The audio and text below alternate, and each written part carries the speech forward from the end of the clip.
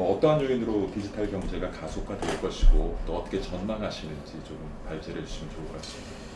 근데 이제 수요 측면 부분에 있어가지고는 제가 이야기하는 거는 뭐 크게 두 가지, 뭐 고령화나 여성의 경제 참여가 가장 그동안에 많은 부분을 차지했다면은 또 다른 하나는 요즘에 그 정부에서 이야기하는 것 중에 1인 가구 부분이 많이 나와요. 기본적으로는 네트워크 시스템과 모바일 스마트폰이 기반이 되는 거고요.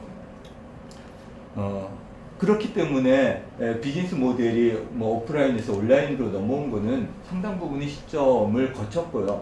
디지털 트랜스포메이션도 디지털 기술을 활용해서 우리 경제의 체질을 바꾸고 전 분야에서 경쟁력을 높이고 생산성을 높이고 가치 창출, 웰스의 창출뿐만 아니고 아까 말씀드린 그걸 어떻게 잘 고르게 퍼지게 할 것이냐 부분도 저는 여전히 그것도 디지털 기술을 활용하면 이 변화라는 게 충격이라는 게 엄청 우리한테 큰 걸 줬고 저는 이 비즈니스 모델을 바꾸는 가장 큰 거는 인간의 욕구인 것 같습니다.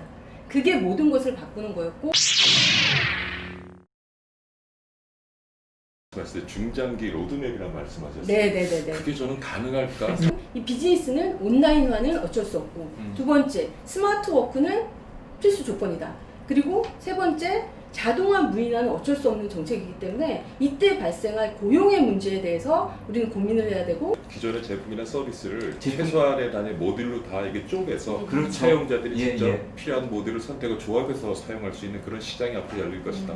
근데 제가 생각하는 4차 산업의 결론은 서비스라고 생각을 하거든요. 그렇죠. 모든 기술과 제조업을 통해서 서비스가 이루어지는 형태이기 때문에 결국은 모든 변화의 핵심이 뭐라고 생각하세요?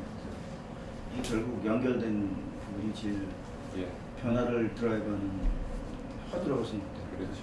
연구는 제가 보기에는 미래 생태계를 이끌어가는 아주 중요한 역할을 하고 있다고 생각하고 앞으로도 계속 국가는 굉장히 중요한 역할을 한다고 생각되는데 균형 잡힌 사회로 민간이 얼건 매지 않는 그런 균형 잡힌 사회로 가려면은 민간들이 깨어 있어야 돼요. 민간들이 주인의식을 갖고 있어야 되고 이 디지털이 주는 것들이 뭘 의미하는지 최대한 우리가 좀 알아야 되고 좀 더 아는 분들은 좀 덜 아는 분들을 보호해야 됩니다.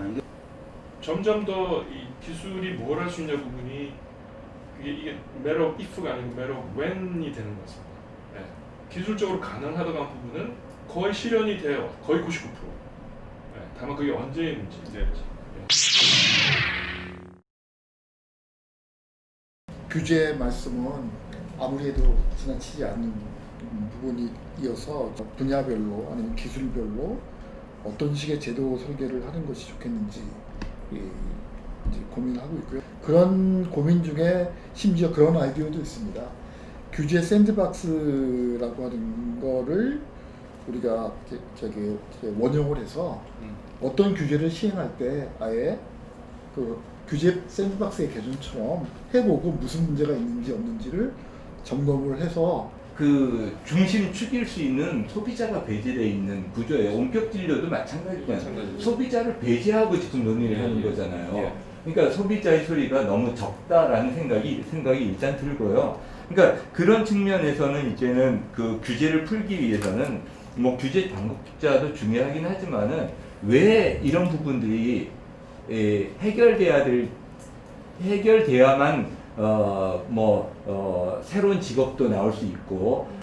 사실 오늘 이제 코로나 시대 디지털 강국의 도약 두 번째 자담인데 오늘은 경제거든요. 근데 제가 이렇게 2시간 동안 토론 보니까 경제 문제가 한 3분의 1, 사회 신뢰 특히 관련된 문제가 3분의 1.